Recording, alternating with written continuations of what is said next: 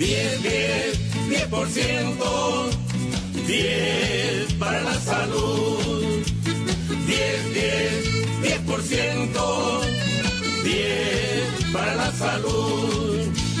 Ven, únete a nosotros a esta campaña para hacer el bien. Hermano, ven, que con tu ayuda muchas vidas se salvarán. 10%, 10 para la salud. 10%, 10 para la salud. 10%. Desde a oeste, de norte a sur, con Sol Productivo tenemos la solución. Ponte en marcha, si tú creces el país también crece.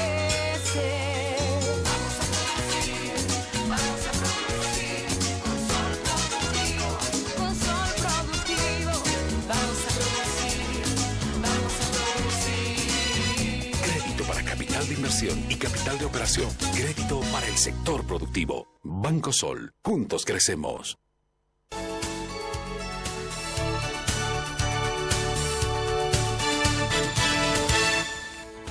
Bien, gracias al auspicio de Banco Sol, presentamos el consejo de Dr. TV.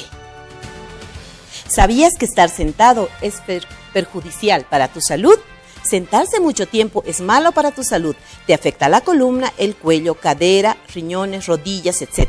Si eres una de esas personas que está sentada todo el tiempo, de rato en rato, debes caminar o pararte. Estos son los consejos para mejorar tu salud.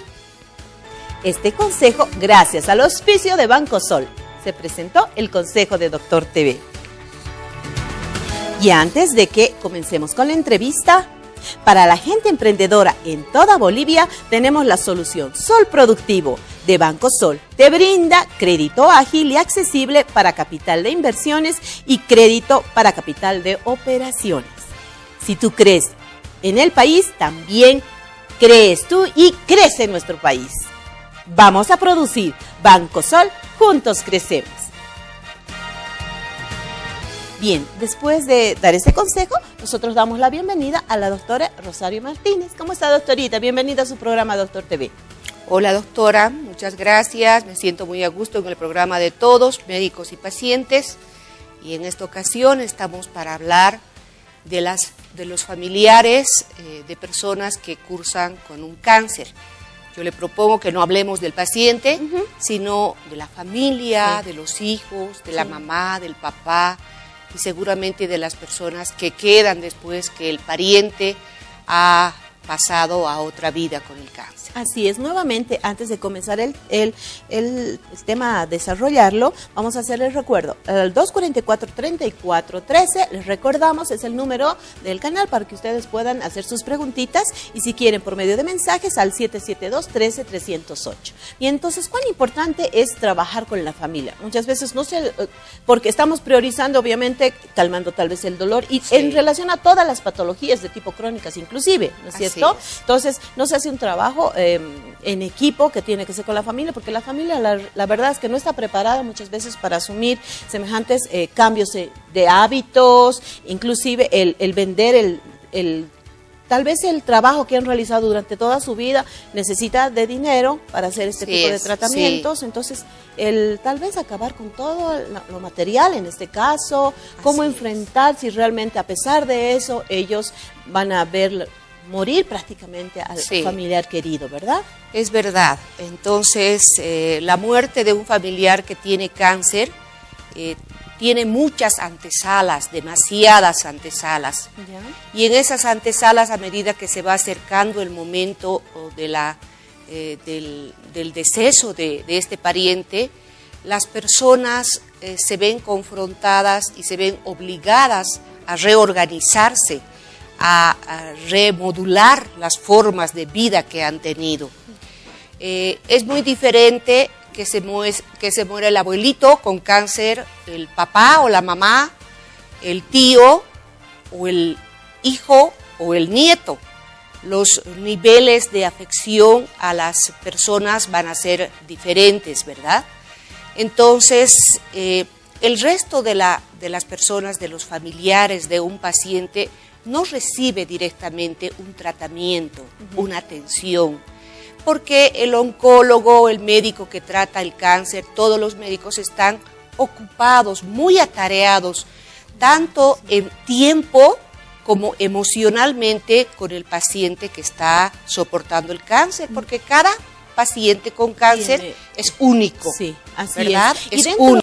De eso, doctorita, nosotros vamos directamente a la parte asistencial, ¿verdad? Nosotros vamos a tratar de trabajar con la parte de insumos, medicamentos y todo lo que tenga que ver a su tratamiento. Así es, del paciente. ¿Realmente influye más la mente, el corazón, los sentimientos, o sea, la emoción, la parte emocional, si quiero decir, ¿no? Yeah. Para que las personas entiendan, porque a veces dicen, yo siento algo, estoy deprimida, y tengo que tomar, aparte, varios medicamentos. Sí, encima de todo, influye, ¿verdad? ¿no? Y estoy todo el tiempo pensando en qué va a ser de mis hijos, qué va a ser de mi ¿Quién les voy a dejar? Por ejemplo, ¿quién se va a encargar de ellos? Hemos perdido todo. Sí. Entonces, influirá mucho en el tratamiento, en el desarrollo del tratamiento, o al comenzar, cómo se han enterado, cómo se tiene que trabajar con la familia. Yeah. Siempre existen aspectos psicológicos, biológicos, económicos también, sociales y espirituales, ¿no? Que en su momento van a hacer un balance, un equilibrio, digamos. Entonces, las familias, la mayor parte de las veces, yo decía, no reciben ninguna asistencia porque creemos que ellos tienen que ser el apoyo, y en realidad son el apoyo, el soporte económico, son el soporte físico, de vigilancia, porque no siempre los hospitales tienen todo lo que se necesita para un paciente con cáncer. Entonces, la familia además debe sopesar con todas las emociones del paciente, porque los pacientes no nos dicen a los médicos todas sus emociones, tienen cosas guardadas para ellos, tienen temas de comunicación entre familiares que hasta con la mirada están ellos comunicándose, ¿verdad? Sí. Entonces, todo el trajín de atender a un paciente hace que el resto de la familia cargue con las emociones del paciente y cargue con las emociones del resto de la familia. Siempre a la cama, a la cabecera de un paciente con cáncer hay una persona encargada. Probablemente, emocionalmente, hay uno encargado. ¿Qué va a ser el soporte? Va a ser el soporte, ¿no? Económicamente, probablemente hay más personas, sí. Hay dos, hay uno, pero siempre hay uno que el soporte emocional y el económico lo va a coordinar. Entonces, esta persona tiene dependientes, generalmente, dependientes de ella emocionalmente, sus hijos, por ejemplo. Sí. Hablemos de un papá que tiene cáncer, tiene a la esposa y tiene 3 niños. Entonces, la mamá está soportando las emociones del papá, las emociones de los chicos, de las profesoras de los chicos, del colegio y de todo el medio. Entonces, puede hacerse demasiado importante Ahora, ¿cómo influye? Por ejemplo, vi 2 casos. Uno, la reacción diferente cuando la mamá tenía el problema, ¿sí? Sí. Y su reacción fue distinta a la reacción que tuvo el padre. Así por es. un lado, ¿no? Sí. Y en otra familia no se atrevieron a decirle nada a la abuelita. ¿Ve? Esos son los soportes. Sí. Entonces, ¿no? la abuelita jamás se enteró que tenía cáncer. ¿Sí? Entonces, ¿qué tan importante es ser sincero con el paciente? ¿Es mejor enfrentar o nosotros tenemos que adaptarnos de acuerdo a la reacción que pueda tener cada persona? En realidad, a las reacciones y los lenguajes de cada familia, ¿sí? De cada familia, porque los que van a tomar decisiones van a ser la familia, poniendo como eje a esta persona que es la responsable emocionalmente, ¿no?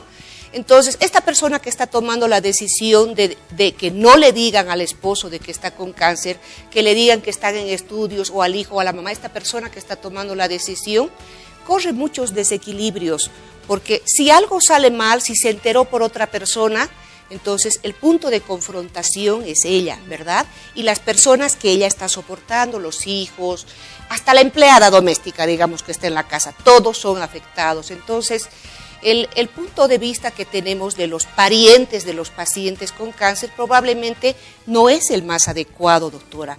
Nosotros muchas veces como médicos nos quejamos y decimos, estos parientes se cansan muy rápido, dejan de venir o yo los veo que ni preguntan, o al revés, preguntan demasiado, sí, cargan demasiado, están todo el tiempo pidiendo segunda, tercera, quinta y décima opinión, como si desconfiaran del médico, pero es nomás producto de la reacción emocional, de la forma de reaccionar, de la personalidad, como usted bien decía, que tienen estos sujetos, ¿no? O sea, ¿cómo será que ellos están acostumbrados a tomar los riesgos? Bien. Entonces, no se puede hacer una terapia de grupo y creer que todos están avanzando al mismo. Bien, tenemos una llamadita. Señora Marta, buenas noches. Adelante con su pregunta. Sí, adelante. Muchas felicidades por el programa. Gracias. Y quiero decir a la doctorita, dígame, mi papá ha muerto con cáncer, mi mami también ha muerto con cáncer, mi hermana menor de mí, como éramos dos nomás, murió con cáncer. Dígame,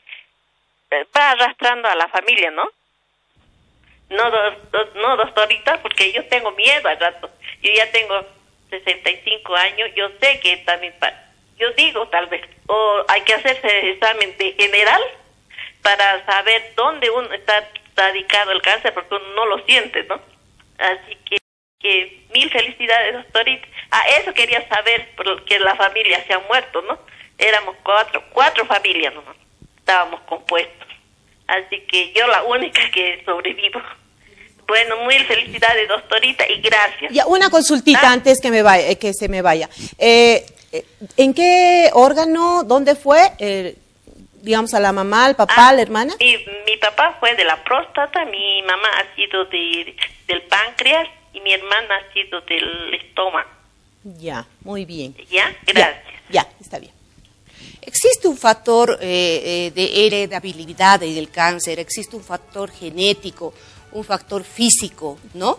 Pero como yo no soy oncóloga, yo soy médico psiquiatra, le voy a proponer a la señora hablar de las emociones que acompañan al resto del cáncer. Tener temor después que algún familiar ha fallecido con cáncer es natural, es normal, pero la única forma de quitarse el temor va a ser que ella asista al médico, avise de estos antecedentes y el médico le va a hacer la revisión en el tiempo y con los criterios que crea necesarios, ¿no?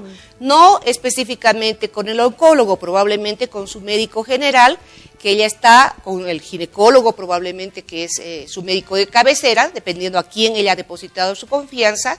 Ella puede avisar, pero los temores son normales, señora.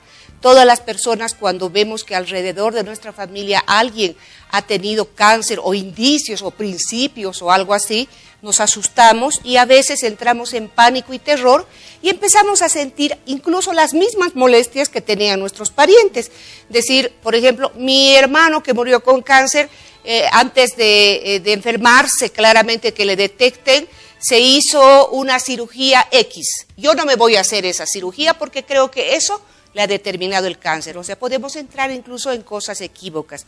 Es mejor tener el criterio médico, personal, porque cada persona somos diferentes. Entonces, en este caso, vemos dos reacciones de las familias. Uno, que se enfrenta directamente, cuestiona al profesional, sí, averigua, sí, quiero hacerme el control, si tengo antecedentes familiares, haré el control periódico cada 6 meses, cada 3 meses. Así es. ¿No? Es cierto, o sea, una vez al año, pero otros huye y no quiero hablar de eso. Así es, ¿verdad? ¿No es cierto? Entonces, y dice, no voy a ir al médico porque no quiero que me encuentre sí, nada, porque ¿qué voy a hacer si sé? Sí. Entonces, depende de cada persona. No podemos generalizar la sugerencia que le damos. Muy bien.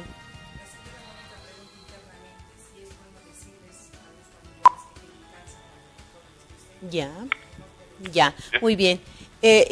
Preguntan, doctorita, ¿no? Que si se puede hacer, digamos, no decirle directamente a la persona qué es lo que va a suceder. ¿Cuál sería la mejor forma del médico de avisarle a los parientes? Sí, se tiene que preparar, porque ¿por qué comparo esto? Porque cuando nosotros, por ejemplo, en relación a hacer pruebas rápidas para detectar, ¿no? Ver si el paciente es VIH, ¿sí? Ya. Se prepara psicológicamente, hay el apoyo, ¿no? Quizás por la novedad. A los parientes, a todos los parientes. O sea, no, en relación a la persona, paciente, ¿no es cierto? nomás, Apoyo, ¿verdad? ¿no? Siempre pero al paciente. solamente para este caso, ¿verdad? Claro. Se hace el seguimiento, se pide dirección, entonces, pero en relación al caso, y muchas veces la respuesta es tan brusca Sí. que no estamos midiendo consecuencias, ¿no? Ya. Generalmente las personas cuando recibimos una mala noticia, nunca vamos a recibir una mala noticia de una buena manera, ¿sí? Siempre vamos a sentir que se nos ha dicho muy abruptamente, que se nos ha hablado muy a calzón quitado, que no se ha tenido consideración de nuestras emociones. ¿Por qué pasa esto? ¿Por qué sentimos esto? Probablemente es real porque el médico que está haciendo el tratamiento no conoce al resto de las personas. Sabe que él es el papá, la mamá que lo ama mucho, que es el hijo, pero no conoce cómo son las reacciones, en qué momento de su vida están. Imagínense que además de pasar el cáncer, están pasando por una separación conyugal, por infidelidad. Entonces, la sensibilidad es mucho más exquisita y nunca vamos a encontrar la forma adecuada de decirle a alguien que tu ser amado, tu ser querido, tiene una enfermedad en la que tú, ni con todo tu amor, ni con todo lo que tienes, puedes hacer algo. Y a veces el médico también le dice, yo voy a intentar, vamos a poner todos de nuestra parte, ¿no? Entonces, las personas acuden, ahí viene lo espiritual, acuden a todas las formas que ellos tienen de encontrar fuerzas en su vida. Probablemente algunos van a redoblar su horario de trabajo y van a decir, así mejor yo no pienso, ¿no? Probablemente otros que estaban por separarse van a decir, mejor volveré nomás porque por si acaso fallece y me van a luego culpar a mí de que me fui del hogar. Otros probablemente dicen, bueno, voy a empezar a orar, voy a tener mi grupo de oración. O sea, ¿dónde las personas nos cobijamos cuando estamos en nuestros últimos momentos? ¿Dónde? ¿Dónde acudimos cuando todo lo físico se ha terminado y cuando sabemos que va a ser de alguna forma? Te diré que no para todos es un desacierto total, sino que algunos llegan a encontrarse a sí mismos, ¿no? Encuentran respuestas en sus propias emociones, se someten a una terapia, aunque la terapia también cuesta, ¿verdad? Tampoco es algo gratuita. Entonces, la visión de que no estamos cobijando completamente al paciente con cáncer, porque el resto de la familia también está sopesando una enfermedad psicológica que no es visible, que no está avanzando, no se puede medir con parámetros sanguíneos o radiográficos, es importante que tengamos en cuenta. Y en relación a eso, por ejemplo, cuando comienzan los tratamientos con tanta esperanza de que eso sí va a solucionar el problema, ¿no es cierto?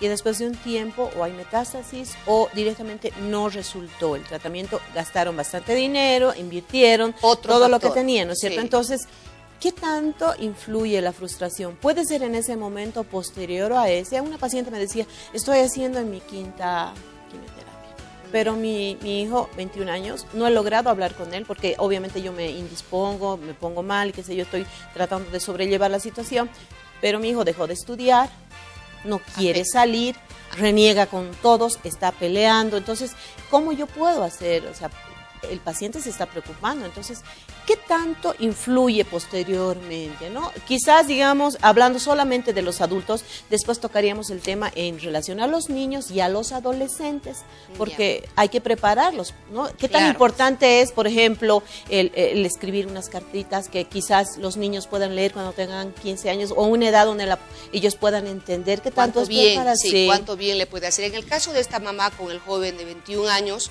estamos viendo que el joven está pasando por un episodio depresivo. No vamos a decir que es un anormal, que es un debilucho, que no la está apoyando lo necesario, que es más egoísta y que se está centrando en él en vez de apoyar a la mamá. No, no se puede decir eso, ¿verdad? Cada persona va a tener una diferente reacción. Pero las respuestas que le ayudamos a tener a este joven, a este pariente con cáncer, van a ser lo más asertivas posibles en el momento adecuado. Porque todos los parientes de los pacientes reaccionamos en algún momento con ira ante la enfermedad, no ante el paciente.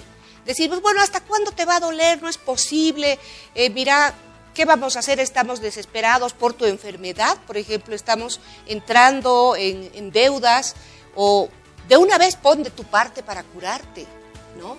O está bien, yo sé que no vas a poder curarte tú sola de tu enfermedad, pero yo quiero que cambies la cara, por ejemplo, ¿no?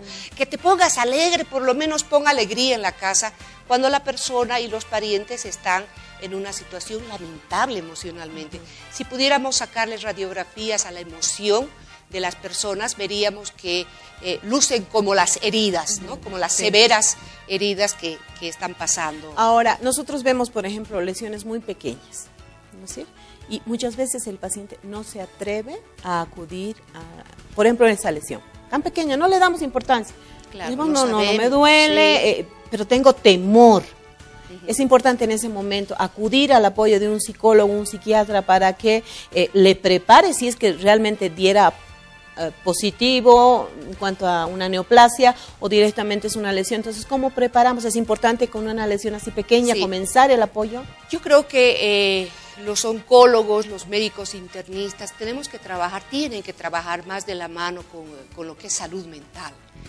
Tenemos ya que quitarnos esos temores de que el paciente se va a sentir ofendido si le decimos, yo necesito que el psiquiatra lo valore, que le dé un apoyo, que vea a su familia, necesito que el psicólogo les dé el soporte emocional. A veces el soporte emocional, doctora, es solamente escuchar al paciente, escucharle por 60, por 90 minutos todo lo que él quiere decir. A veces ni siquiera es decirle lo que tiene que hacer, ¿no? Pero ese tiempo, esa capacidad de manejo del silencio, en este caso, lo va a conocer el psiquiatra o el psicólogo. Entonces, es necesario que como médicos internistas, como oncólogos, trabajemos primariamente. Tenemos muy poca interconsulta hospitalaria o de cualquier tipo con los médicos que trabajan con enfermedades terminales. Entonces, es muy necesario que los parientes hagamos conocer al doctor nuestra demanda, decir, me estoy sintiendo de esta manera, ¿sí? Hago todo lo posible por darle a usted el apoyo, pero estoy muriendo por dentro, necesito algún apoyo. A veces no va a ser suficiente con decir, la vida es así, tenemos que acostumbrarnos, a todos nos ocurren cosas tristes, no es suficiente, porque viene lo que usted dice, y después, ¿cómo se siente esa persona que no ha trabajado sus emociones? Es bueno, por ejemplo, que un pariente le pida perdón de lo que cree que ha hecho mal, de lo que realmente ha hecho mal, ¿no? De lo que no ha hecho, por ejemplo, ¿sí? Yo conocí una persona que falleció antes de hacer el matrimonio que ella quería hacer. ¿Y cómo cree que se quedó el novio, el enamorado, después de haber pospuesto tanto tiempo el noviazgo, ¿no? Era un joven que estaba absolutamente destrozado porque sabía, creía, pensaba que su decisión había afectado en la inmunidad de la persona y que el cáncer le había sobrevenido por eso. Entonces, ¿qué tan importante es realizar un control, hacer un tratamiento, una terapia posterior al fallecimiento? Porque como yo decía, descansó, ya falleció y listo, ¿no ve? Pero nos quedamos en que no hemos hablado realmente de lo que deberíamos en su momento. Si no queda otra que hacerla posterior, pues si no queda otra, la hagamos posteriormente. Lavemos todas nuestras emociones con alguien que pueda redirigir eso, porque tal vez tenemos criterios equivocados los parientes de que nuestra conducta ha afectado en ese cáncer. Es decir, ¿por qué no le llevé yo a mi hijo al pediatra desde que era muy chico si yo vi que tenía ese lunar? ¿O por qué no paré las orejas cuando mi hija me decía que tenía un sangrado muy largo? Sí, mi hija tenía esposo, pero yo era la responsable de eso. Entonces, lo ideal sería trabajar coordinadamente, al mismo tiempo, ¿no?, con el oncólogo. Los psicólogos deberían estar en las salas de oncología, más de un psicólogo, porque, doctora, tratar a un paciente y a los parientes de algo que no tiene solución humana es muy fuerte para cualquier ser humano, así sea psiquiatra o psicólogo o masterado en lo que usted crea conveniente. Ahora, en relación a los hijos, por ejemplo, si son pequeños, uno de ellos tenga, es importante hablar y explicar a los otros pequeños, porque quizás a veces es difícil hacerles entender lo que implica el cáncer, ¿verdad? Sí. Entonces, ¿cómo podemos nosotros enfrentar esa situación? O sea, agarrar y utilizar ejemplos muy sencillos, o por medio del profesional, un psiquiatra, un psicólogo, nosotros podemos encarar, ya que no nos atrevemos a realizar ese cambio, esa explicación a los pequeños. con certeza que un psiquiatra o un psicólogo les va a guiar de la mejor manera, porque las edades y la edad de madurez de los niños es diferente. 2 niños de 8 años, por ejemplo, de una familia grande, cuyos niños han estado acostumbrados a sopesar con muchas dificultades y han tenido a los papás o al papá o a la mamá enfermos por mucho tiempo con largas ausencias, van a reaccionar de forma diferente a que sea un cáncer fulminante con una familia muy pequeñita, donde son 3 o 4 miembros y que no tienen otra familia ampliada, abuelos, etcétera, ¿no? Entonces, los 2 tienen 8 años, los 2 son niñas, las 2 son niñas, pero las 2 van al mismo curso, las 2 están en el mismo grado, a las 2 les están ocurriendo cosas similares en su cuerpo, pero las reacciones de la familia, las reacciones emocionales y el apoyo que ellas saben que pueden dar al pariente es diferente, ¿no? Es diferente. Entonces, ¿cómo podemos generalizar? No vamos a poder hacerlo. Y doctora, resolver los conflictos emocionales en la edad adecuada es la mejor ganancia, la mejor inversión que podemos hacer para tener una adultez adecuada, porque perfecta, normal, adecuadísima, súper perfecta no hay. Muy bien. Entonces, después del corte, sería importante que nosotros vayamos tal vez realizando paso a paso qué tipos de acciones podemos hacer, porque me imagino que es importante el encarar esta situación si están dejando adolescentes, ¿no? ¿Cómo los preparamos? ¿Qué es lo que vamos a hacer? ¿Cómo trabajamos con el enfermo en relación a eso? Bien, entonces después del corte comenzamos con la segunda parte.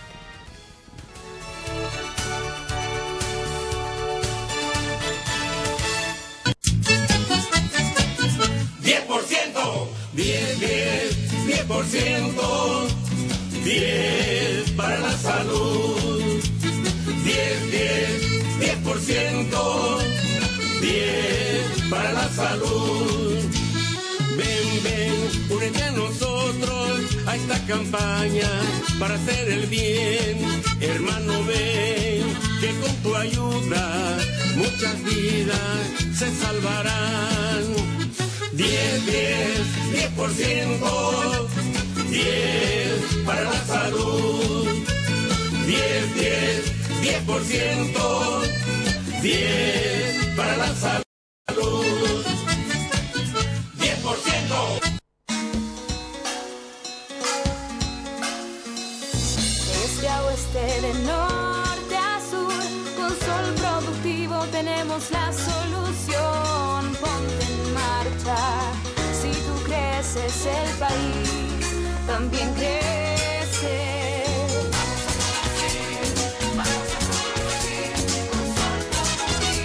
Con Sol Productivo vamos a producir. Crédito para capital de inversión y capital de operación. Crédito para el sector productivo. Banco Sol. Juntos crecemos.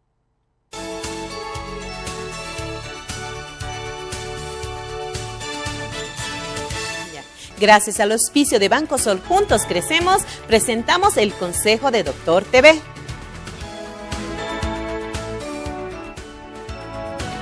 Bien, estábamos hablando un poco de la posición, de si usted está mucho tiempo sentado, ¿sí? Si está mucho tiempo en la silla, realice movimientos. Párese, camine un poco, agáchese, mueva un poco, que podemos prevenir ciertas dolencias, ¿sí? Entonces, prevenimos también eso realizando movimientos. Y aparte de eso, si usted, otro consejo de Doctor TV, tiene pequeñito, que todavía no tiene dientecitos, cuidado bucal del bebé. Sí, limpiar las encías del bebé con una toallita después de darle de comer. Lavarle 2 veces al día los dientes con un cepillo especial de cerdas blandas, solo con agua. Llevarle al dentista por primera vez antes de que cumpla su primer añito. Son los consejos para mejorar tu salud. Pero no se olvide, es importante que nosotros vayamos haciendo la higiene, por más de que solamente esté consumiendo leche, ¿sí? O el pecho materno. Entonces es importante que nosotros vayamos previniendo y a comenzar. Si comienza a alimentarse a partir de los 6 mesecitos, tenemos que hacer el control de la dieta. Entonces es importante acudir al odontólogo para también hacer ese tipo de controles. No se olviden nuestro consejo. Gracias al auspicio de Banco Sol, Juntos Crecemos, se presentó el consejo de Doctor TV. Y no se olviden, ponte en marcha si si tienes necesidad de capital para tu micro, pequeña o mediana empresa. No te detengas.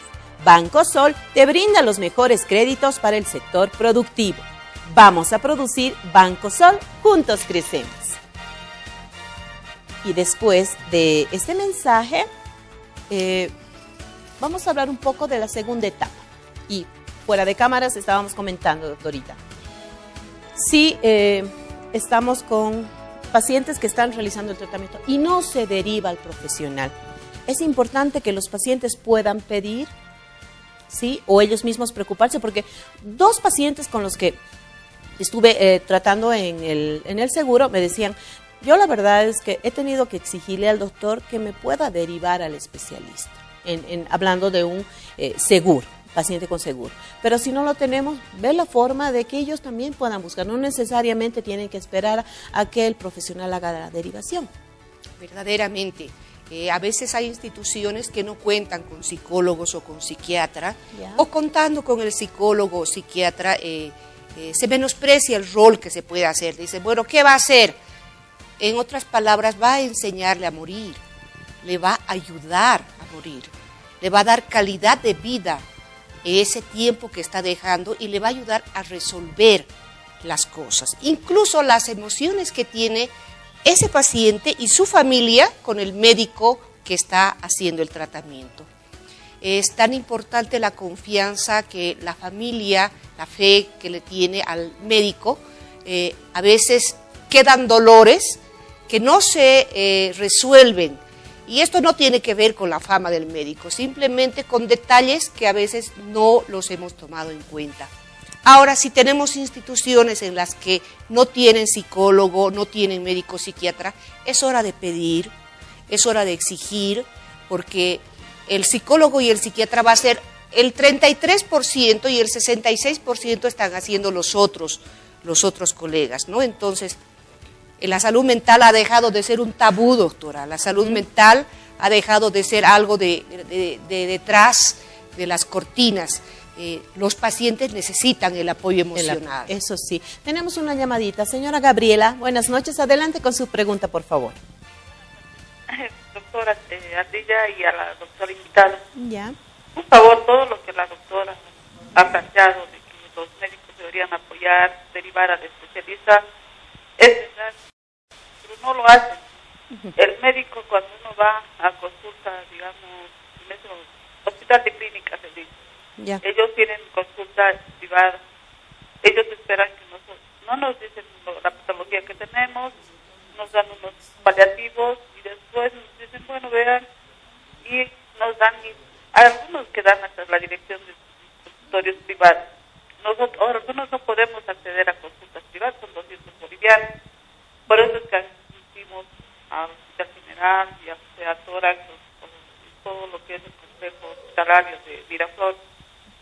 Pero y lo que me preocupa, lo que dice la doctora Ardilla, de que si no tenemos seguro, nosotros deberíamos, no le he entendido bien esa parte donde dice que nosotros deberíamos sugerirle al doctor que nos derive al especialista.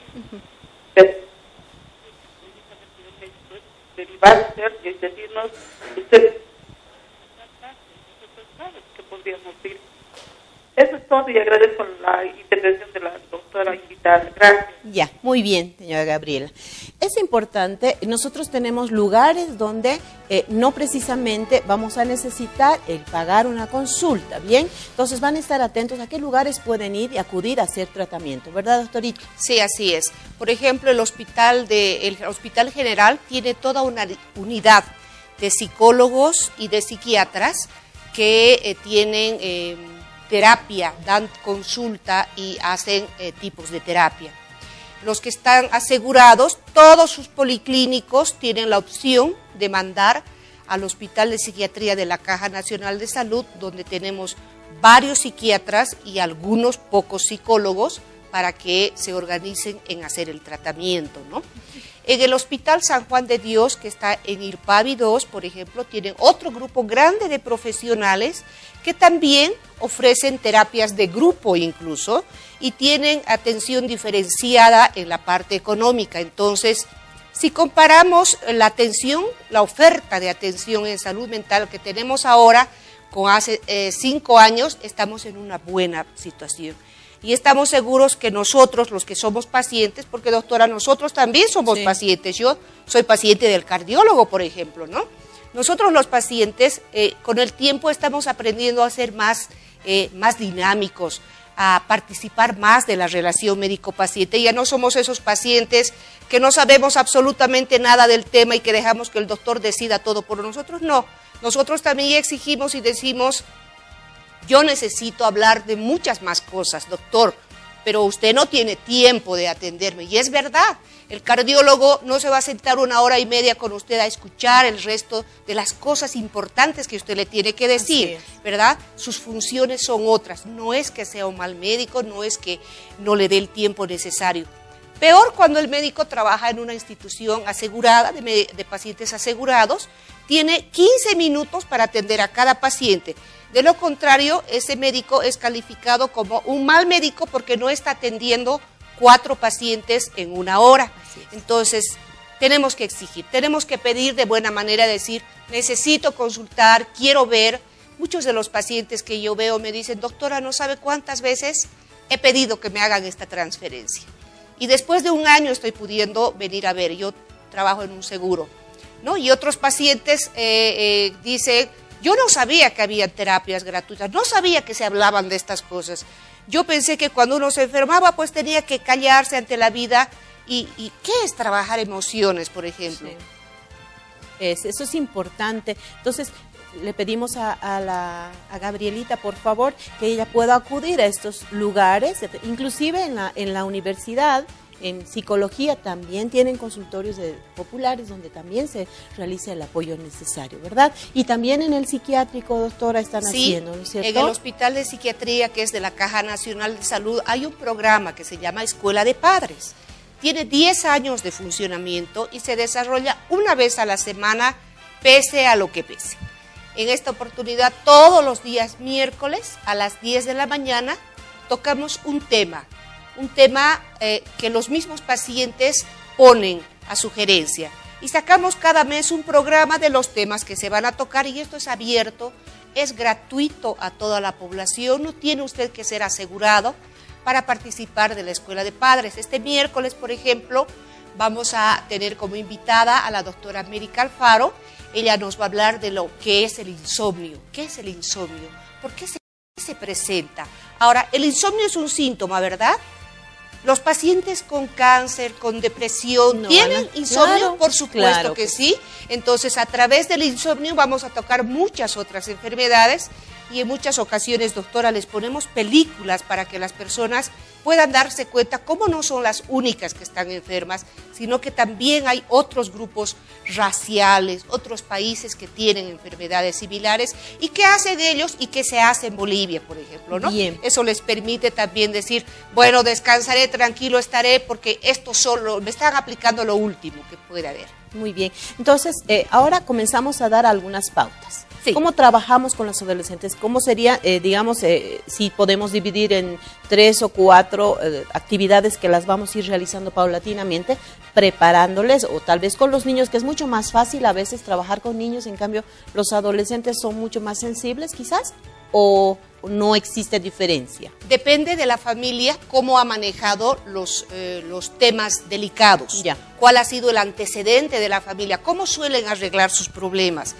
Digamos, pongamos 2 diferencias. Una familia que no suele contar con los adolescentes para tomar decisiones, ¿sí? Los adolescentes son aquellos que están equivocados y nunca se les dice nada ni se les pregunta. Simplemente se les ordena o se les riñe por algo que están haciendo. Ahí, darles la información de que algún pariente va a estar con cáncer puede causar que el adolescente diga, ¿y qué quieres que yo haga? Bueno, no sé qué voy a hacer, ¿no? Punto. O sea, a mí no me moleste, yo estoy ocupado. O sea, no se va a dar cuenta de la magnitud. En otro caso donde el adolescente ha participa generalmente de los temas de los papás, sabe cuáles son las premuras que están teniendo, sabe qué cosas qué van a hacer, qué no van a hacer, avisarle va a ser lo indicado, claro, por ejemplo, ¿no? Y explicarle ¿No lo podemos apartar? Le podemos decir, por Ahí ejemplo, le podemos, como estamos viendo una foto, el paciente está perdiendo cabello. El niño no va a entender por qué está perdiendo cabello. ¿Ya? El adolescente puede entender, Sí. ¿sí? Puede entender y no hacer aclaraciones y no hacer observaciones anormales de decir, oh, te ves muy fea, ¿qué ha pasado? ¿Por qué está así? Nunca más te va a salir. O sea, sí le podemos decir al adolescente cosas más profundas. ¿Qué tan importante es el contacto físico, por ejemplo, en esa etapa donde la mamá está perdiendo cabello y a veces les cuesta el usar una peluca? Sí, es verdad. Entonces, ¿qué tan importante es el contacto físico? El abrazarles, el besarles, realizar masajes y hacer participar a los niños y a los adolescentes para enfrentar un poco la situación y la pena de esta enfermedad. Sí, ahí vemos un joven que está compartiendo, probablemente sea la mamá, aparenta ser la mamá, están compartiendo una lectura, ¿no? Sí. Entonces, fíjese, el joven está con el brazo apoyado en la cama y a veces les decimos a los niños y a los adolescentes, no toques la cama, le va a doler, no te acerques, no hables fuerte, vas a entrar y no te vas a quejar, no le vas a contar, no le cuentes las cosas tristes que tiene. Entonces, dependiendo de cómo se haya manejado dinámicamente esa familia, vamos a tratar de continuar con el ritmo que están llevando, incluso, doctora, expresando las emociones y decir, en este joven que le está leyendo el libro, decir, mamá, ¿cómo ha tenido que pasar el tiempo para que yo pueda compartir contigo una lectura? ¿Tú recuerdas cómo me leías a mí cuando eras niño, por ejemplo? Eso va a ocasionar el llanto de la mamá, el llanto del niño, del joven, pero eso no va a ocasionar un tema impenetrable. No es algo que no se deba decir que es inoportuno. Eso va a permitir a ambos vaciar los sentimientos que tienen y aliviarse de los sentimientos. El próximo encuentro que tengan va a ser mucho más Ahí vemos los claro. pequeños, ¿no es cierto? Esta Entonces mamá, vamos a por acostumbrar. ejemplo, no sé si es un varón o una mujer, pero que está agarrando a un niño, está haciendo todo probablemente le están permitiendo hacer, le están dando el cuidado del niño, ¿no? Por el momento. Por ejemplo, podemos pensar que le está sacando los gases al niño. Sí, ya es una actividad de papá y de mamá. Tipo de actividad. Ya está ocupándose y se va a quedar tranquilo con haberse ocupado de eso, darle de mamar al niño si es que lo puede hacer, si puede ayudar en el baño, en planchar la ropa, etcétera. O sea, todo lo que sea oportuno darle a hacer es bueno. No le debemos quitar la actividad que hacía y le diga, no hagas nada, tú quédate quieto, quédate tranquilo, no se necesita en la casa nada, no. Hay que decir, sí se te necesita en la casa. Sí, necesitamos. Hace más llevadero el dolor, o sea, el compartir ese momento de dolor, el hecho de que uno pueda bañar a la persona, pueda cambiarla, pueda darle de comer. Claro, ese tipo de actividades ayuda a ambas partes. Sí, sin denigrar la intimidad del paciente. A veces, porque estamos muy atareados, decimos, bueno, que le bañe la empleada, por ejemplo, ¿no? Que le bañe la empleada al papá o que le bañe la enfermera, pues finalmente su cargo, su oficio se le paga para eso. Pero si nosotros lo podemos hacer porque nuestra mamá, nuestro papá siente vergüenza de que lo desnuden, de que lo vean así, entonces lo podemos hacer. O sea, no deben haber cosas rígidas, tremendamente rígidas. No le quitemos el rol a la persona que está enferma desde ya muy temprano. No le evitemos que piense y decirle, tú no pienses en eso, tú tranquila, nosotros sabemos de dónde vamos a sacar. No, no es real. Tratemos de estar un poco más involucrados con esa persona y decirle, sí tenemos este problema, pero aquí estamos tú, yo, él y él, que vamos a solucionar esto. ¿De cuál manera? ¿Sí? Darle las vías por las que, los procesos por los que estamos haciendo. Ahora, en relación, dos cosas más que hablamos, sobre en relación a adolescentes o quizás niños, ¿no? ¿Cuál es la importancia de realizar notas? ¿No? O sea, escribir las cartas, por ejemplo, ¿no? Que en ese momento yo no he podido decir, quizá porque no podía hablar, qué sé yo, pero he tenido esto guardado y llegado el momento tú vas a, cuando puedas entender, quizás puedas leer las notas, por un lado. Y por otro lado, la importancia del perdón. Quizás en ese momento había, o antes de enterarse del problema, no se hablaban, estaban peleados. ¿Cuál es la importancia del perdón también? O sea, dos aspectos. Aquí me recuerda usted los casos que yo vi. Los niños no están permitidos de entrar a los hospitales, ¿verdad? De cierta edad no entran a los hospitales. Entonces, la mejor forma que yo encontré que los niños entraran al hospital era enviando sus dibujos. ¿sí? Las manitos pegadas a en lápices de colores, por ejemplo, o haciendo una raya alrededor de las manos para que vean los papás cómo están creciendo los niños. Tener fotos de los papás, hablar por teléfono con los papás. Muchas veces los niños, cuando los papás desaparecen de la casa y son ellos pequeños, creen que ya se ha muerto.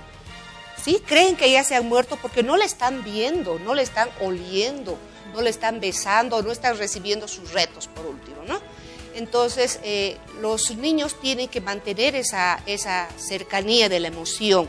Por ejemplo, a veces se guardan las cosas del paciente o del fallecido para que nadie más las vea nunca más y no se acuerde. No, ese tiene que ser un proceso de desapego paulatino, en la medida de la emoción de ese niño, cómo quiere sobrellevar.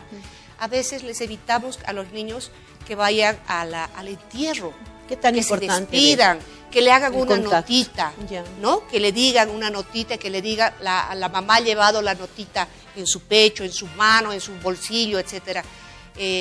Hay niños que dicen, sí, mi mamá se va a morir y se va a ir al cielo y de ahí nos vamos a ver, por ejemplo, ¿no? Ellos creen que realmente le van a mirar como le están viendo. Entonces, hay muchas cosas, doctora, hay muchas cosas importantes. Entonces estamos sobre aprendiendo esto. muchísimo, Sí. estamos aprendiendo muchísimo y eso espero que sirva sobre todo a los familiares que tal vez están iniciando un tratamiento o familiares que ya están en una enfermedad terminal donde les queda pocos días. Entonces nuestra intención es ayudar y enfrentar el problema. Es bueno hablar de eso y enseñar a los adolescentes cuál ha sido el origen, el cómo cuidarse, el hacer la revisión, para no estar con el miedo a la consulta, al control, ¿no es cierto? Porque hay cierta predisposición. De todo eso se debe hablar. Muchísimas gracias, doctorita, por haber compartido estos importantes conocimientos en relación a cómo enfrentamos los familiares, sobre todo, ¿no es cierto? A hacer una terapia más llevadera. ¿Sí? Entonces estaremos con otros temas también importantes, las seguiremos viendo en el programa. Antes de que nos vayamos, estaremos con los sorteos de las llamaditas, ¿verdad? Que se hicieron del doctor Rodolfo Jiménez. ¿Sí? ¿Me puede escoger uno de estas fichitas, por favor? ¿Quién se va a hacer acreedor? Sí, mira. Ya, por favor, puede leer el nombre de la persona ganadora. Dice El nombre. Pacesa Yujra. Muy bien. Pacesa Yujra, de la zona sur de Calacoto. Dice 719-20-746 su celular. 719-20-746. Y quiere la consulta para su hijo que usa lentes, debe ser de 24 años, que usa lentes y que necesita más aumento y pregunta qué debe hacer. Ya, muy bien. Entonces va a tener la consulta. Muy bien, entonces va a recibir la llamada. Muy bien, nos vamos a poner en contacto. Bien, entonces espero que les haya agradado el programa y no se olviden, también estarán con las consultas los días miércoles a partir de las 10 de la mañana, ¿verdad? Somos muy puntuales, se llama la Escuela de Padres y es abierta gratuita para toda la población. Muchísimas gracias, doctora. Nosotros nos despedimos hasta el próximo viernes. Y antes de despedirme, una última mención de Banco Sol. Aquí está, me ayuda memoria. Si tú crees en Bolivia y eres un empresario que quiere expandir sus negocios de norte a sur, de este a oeste, ponte en marcha con los créditos para el sector productivo de Banco Sol. Accede a capital de inversiones o a capital de operación de forma ágil y oportuna. Vamos a producir Banco Sol, juntos crecemos. Y con este mensajito nos despedimos hasta el próximo viernes. No se olviden de su programa lunes, miércoles y viernes, Doctor TV. Nos vemos, chao.